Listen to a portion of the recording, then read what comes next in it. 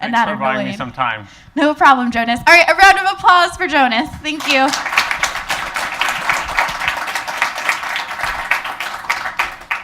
All right. I hope nobody's going to fall asleep. I know I'm the last speaker, so I'll try not to hold you here for too long. So my name is Jonas. I work at Meteor Development Group, and I'm an open source engineer working mostly on Apollo, for those of you who've heard of it, and some of our other GraphQL open source libraries. So today I'm going to be talking about how Apollo and GraphQL can help you solve sort of the challenge of handling data loading in your app. So kind of, we're in 2017 now, and web development has changed a little bit. Can people actually see that from the back? All right, great. Yeah, so web development has changed a little bit.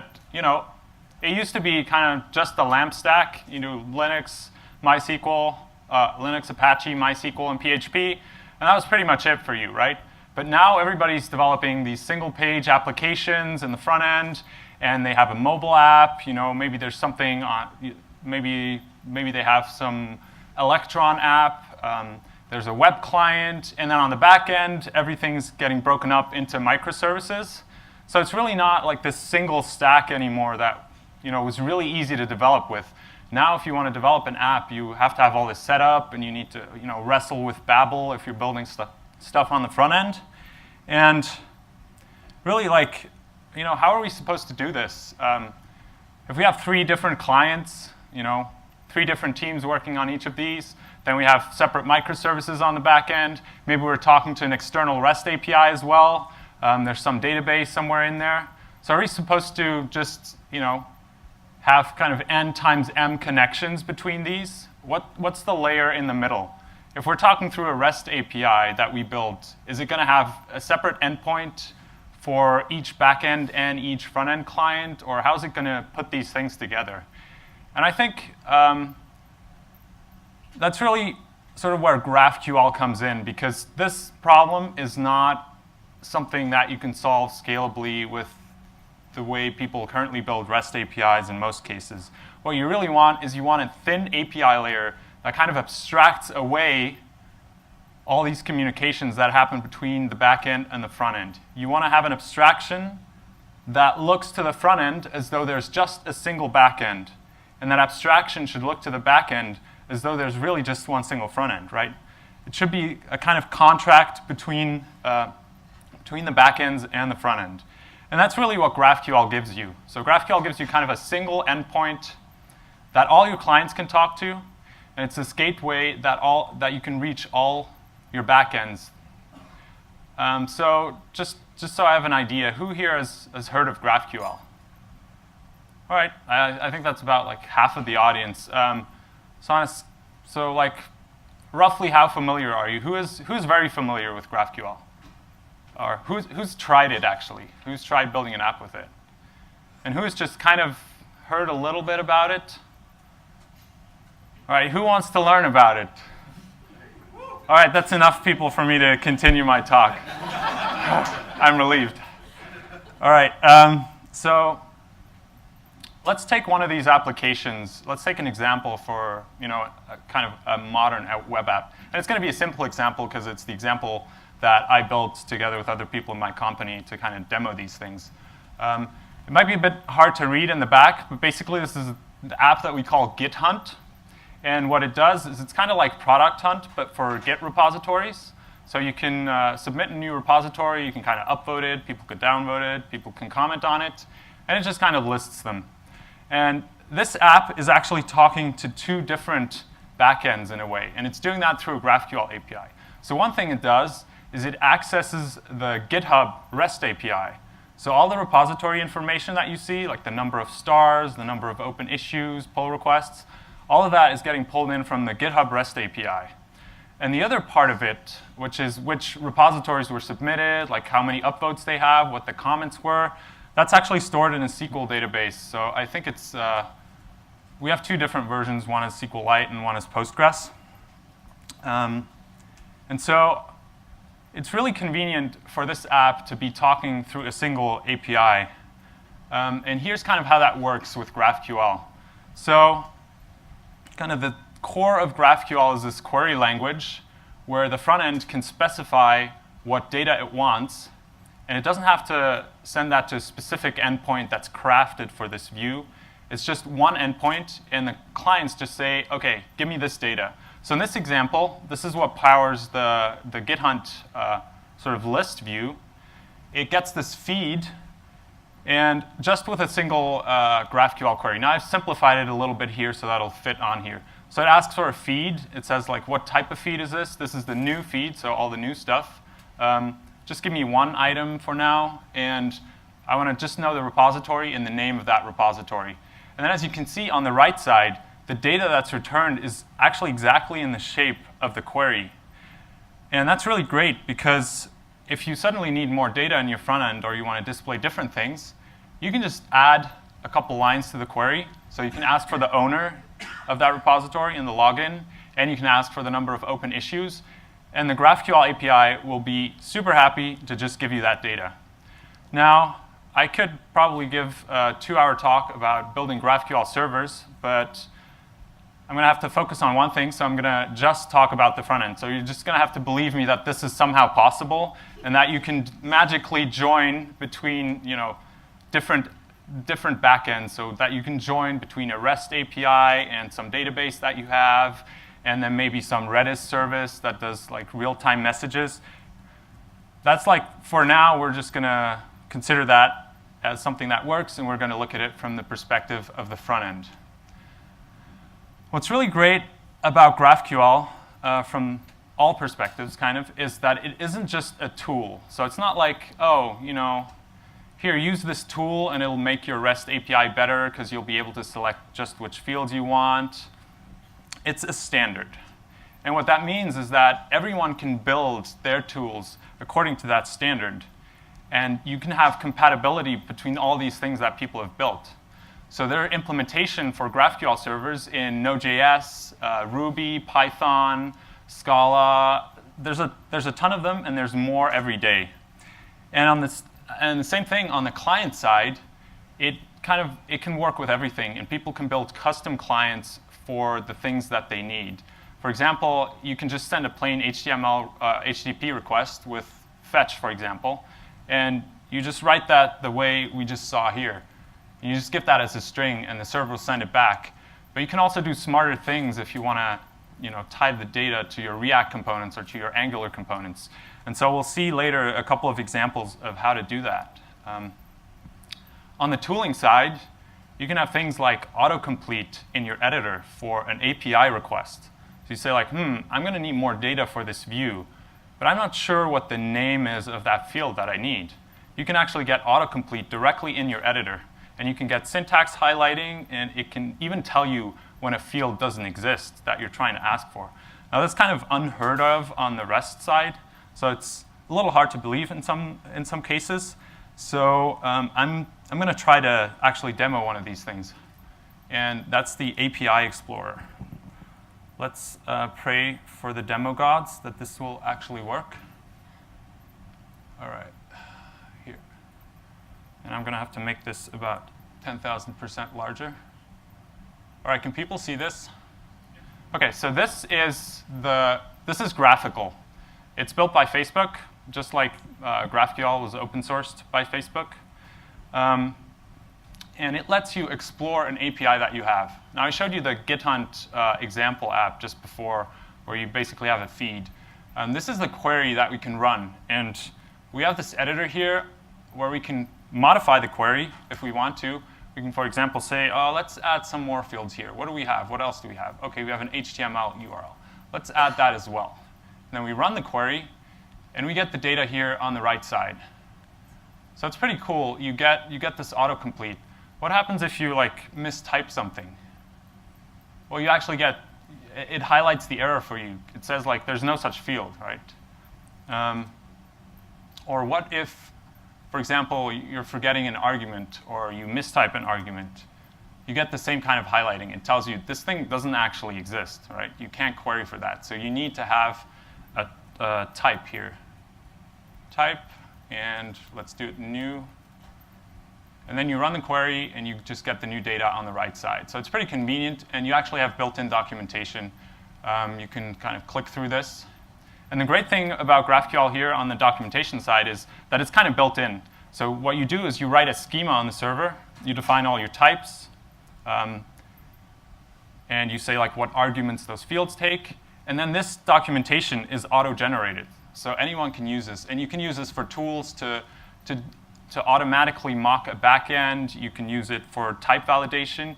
And you can even get strong typing on your front end, right? If you're using Flow or TypeScript, you can generate typings for your query results, which means that if you're developing as a front-end developer and you compile your code, the compiler can actually tell you, wait a minute, like you're asking for this field, or you're trying to use this data, but you didn't actually query for it.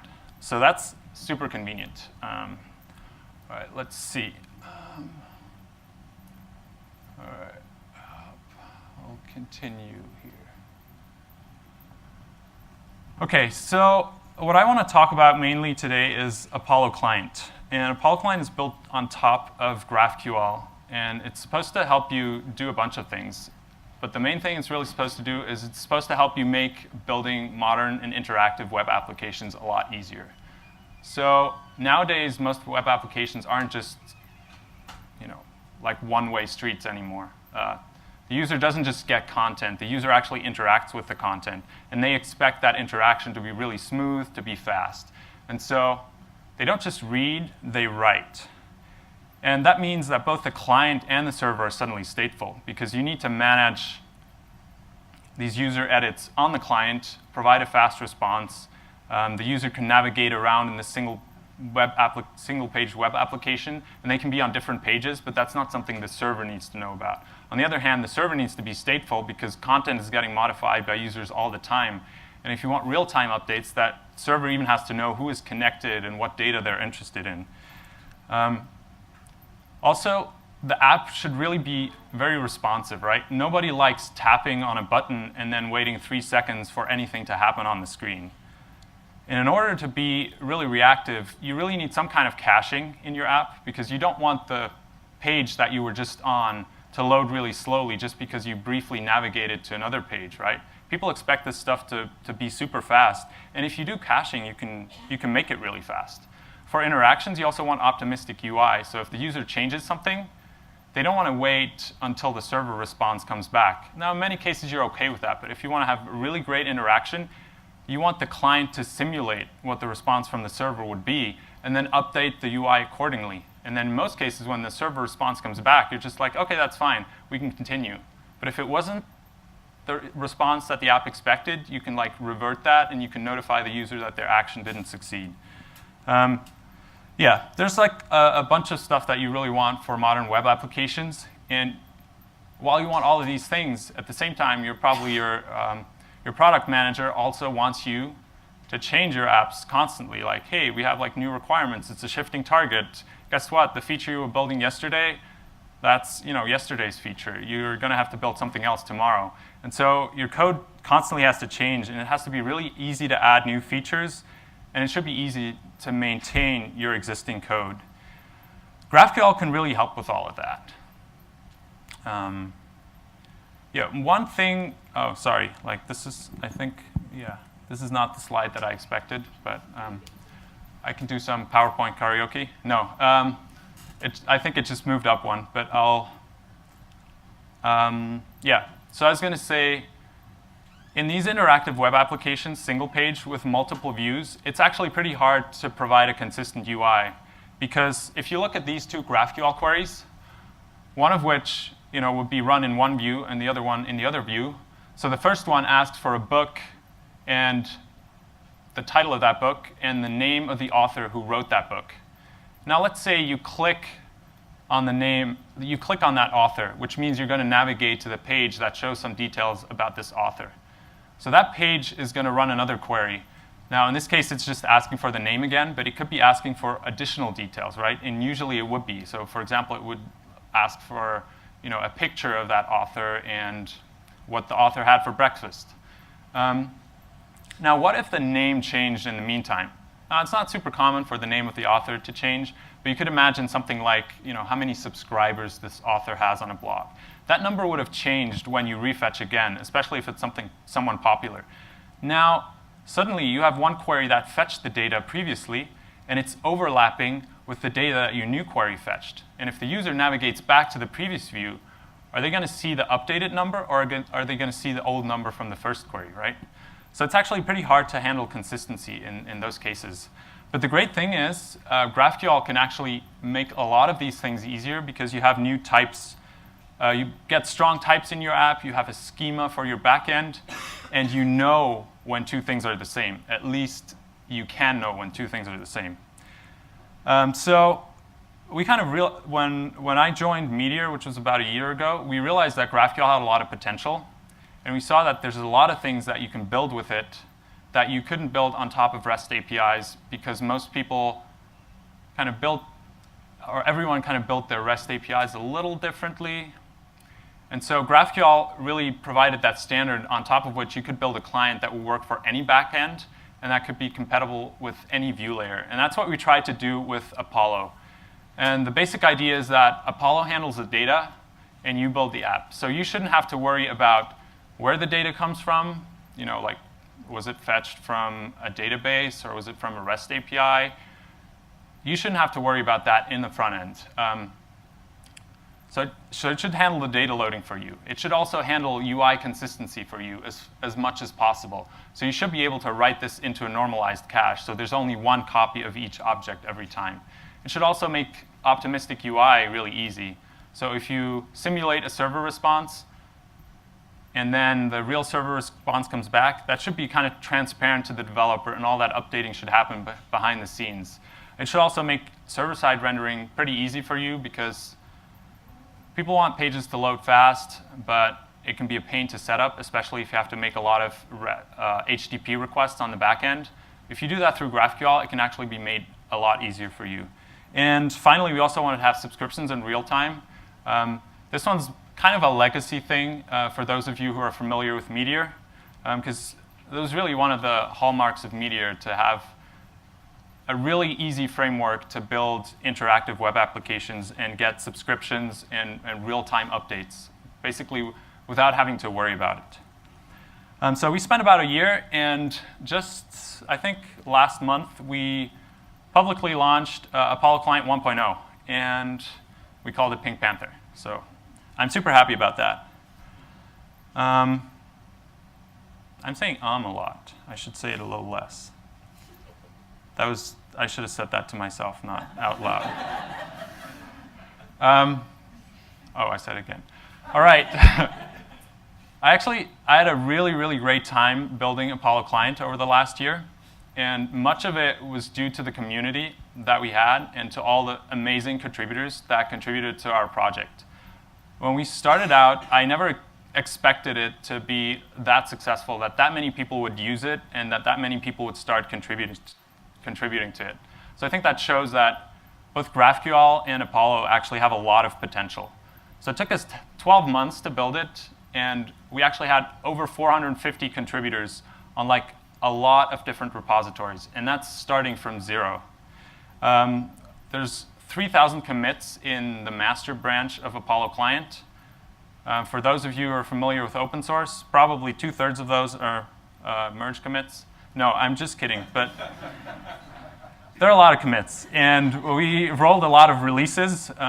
The cynics among you will probably say, yeah, that's because you launched or because you released a lot of broken stuff. But that's only half true. It actually works, and people use it in production. We have people like the New York Times, Shopify, Coursera, Credit Karma. Actually, a lot of people that you wouldn't have expected to show up to an open source project that's pretty young are already using it, and they're pretty happy with it, and they're contributing to it.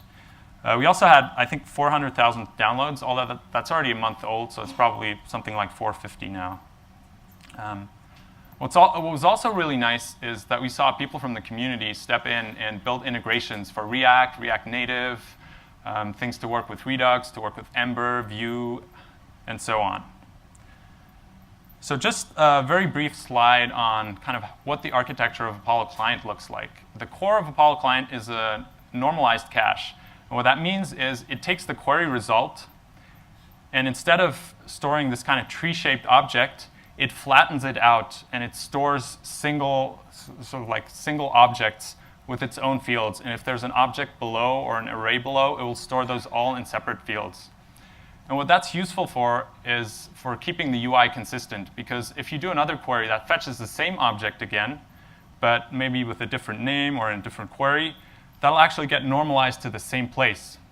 And that means that any component that queried that data before is still watching the store. And when we normalize another query's result back into the store, that initial query, or initial component will get notified and will get an update. All right, so I talked a lot about sort of these high-level fuzzy concepts and how things work. But really, what you probably care about is like, how is this going to help me day to day? And so because I didn't want to do live coding, I decided to copy-paste some code examples into my presentation. But bear with me. So really, the main thing, I think the main advantage for developers for using Apollo client or another similar GraphQL client is that it lets you do declarative data fetching.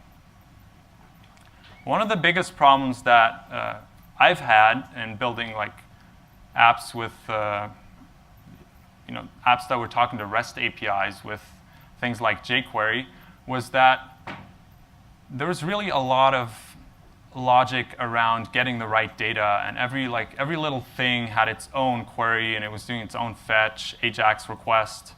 And then when I moved to React, that got a little bit easier because the presentation was actually neatly abstracted for me. I didn't have to worry about the actual DOM anymore. I could do operations on the virtual DOM. But in terms of data loading, I was actually still a little bit lost. So for example, I would maybe attach, or I would do the data loading logic in like component will mount or something, and then I have to wait until the data comes back, and so I use state to manage that, and when the data comes back, I'll call set state or something. And that was actually really, really brittle because you don't want to do data loading separately for each component, so you just do it somewhere at the root of the tree or somewhere else. But what that meant is if you pick a component out of your tree and you want to use it somewhere else, you suddenly have to worry about making sure that that data is actually available for the components. If you do declarative data fetching, you don't have to worry about that. And GraphQL actually lets you do that really easily. So up here, I have a very simple React component that is just showing this feed. It'll display loading if it's not available, and it'll display the name of a repository and the number of issues. And below, I declare how that component is going to fetch its data. And the way I do it is by using a GraphQL sort of higher order component. That's a function that we export from Apollo client. So you take that higher order component, you give it a GraphQL query, and then you attach it to the feed. Did I go forward twice? OK, that wasn't supposed to have a polling interval in there. But anyway, so just pretend that's not here. So this way, we've attached our data to the component. Now, what happens if we want that data to be updated? If we want to make sure that we always have the newest feed, so for example, we want to do it every 5 seconds, then all we have to do down here is add a poll interval to these options, and Apollo client will automatically pull that query and only update the component if something's changed. Yeah, so I think I have 2 slides that do the same thing. Now, you might say, like, OK, that's great, but polling isn't really nice. So is there a better way? Can we make this smoother? Because if you want really, really real-time updates, you don't want to poll every second, or the query might be too large, so you get too many updates. And for that, you can actually use GraphQL subscriptions. Now, I don't have an example because it still looks a little bit more complicated. But the basic idea with GraphQL subscriptions is that they look just like a query. And every time an event happens on the server, you will get a result from that query. And what you can do on the client side is you can incorporate it into the data that you already fetched. And then Apollo client will update the UI automatically for you. OK, so for lack of time, I don't actually have a demo for all the things, but I can demo the way subscriptions work. So let me do that very, very briefly. I wonder, though, if the screen is going to be large enough. So I showed you GitHunt over here. if I make this a little bit larger, I can click on, for example, let's go to New. And I can click on this thing here, GraphQL tutorial. Oops, that was the wrong thing. What I really meant to click on was the View Comments. And what we did with these comments is actually, we made them real time. So if you opened the same thing in a new tab, or actually in a new window that we're going to make overlapping here, if I can manage. Oh, that's tricky. Oh, there we go. Right. So here we have comments, and oh, that did not work the way I wanted. Oh, actually, it did work. It's just a little smaller. So we're going to have to look down here. So if I write a new comment here, it will actually appear on the other side immediately. And the way we do that is with GraphQL subscriptions, but we could do it with polling as well. And it's pretty simple for you to set up. So if I type hello and pray that it will work, it'll actually show up on the other side. And yeah, yay, it worked. OK, I have a fan up here. I'm really happy. I need all the support I can get. All right, now I'm trying to switch back. Here we go. All right. OK, so that's kind of how GraphQL subscriptions work, at least in Apollo client. On the back end, though, GraphQL subscriptions really don't care how you set up your pub subsystem, for example. So you can use Redis, you can use MQTT, you can roll your own solution, you can do everything in memory if you have a single server. But on the front end, you don't have to care about any of that. So you just say, like, subscribe to this, and the data will come back. Maybe your backend developers will be angry if you say you want to use GraphQL subscriptions, because they're going to have to do a little more work to set it up.